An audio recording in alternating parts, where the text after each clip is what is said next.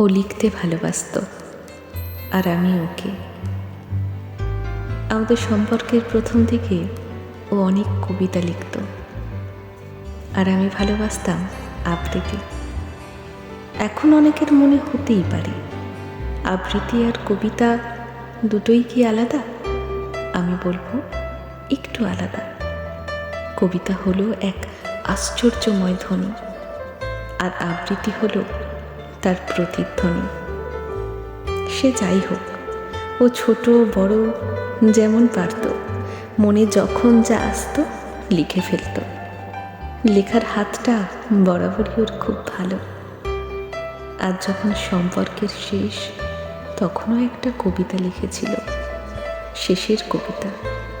না না, রবি ঠাকুরের শেষের কবিতা না, আমাদের শেষের কবিতা, ওর শেষের কবিতা, যার নাম দিয়েছিল ঠিক এই রকম, ভালো রাখিও।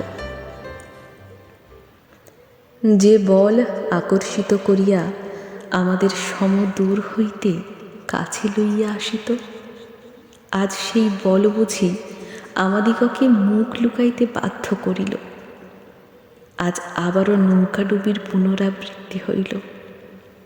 আজ আবারও লেখকের কথা হেমন্ত প্রাতের হিমের ন্যায় আসিয়া স্পর্শ করিল।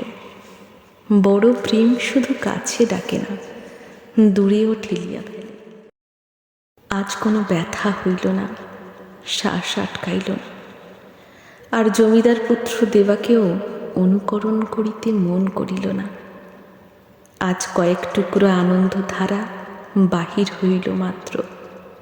আজ সহস্র রাশি অভিযোগ কর্পূরের ন্যায় উড়িয়া গেল।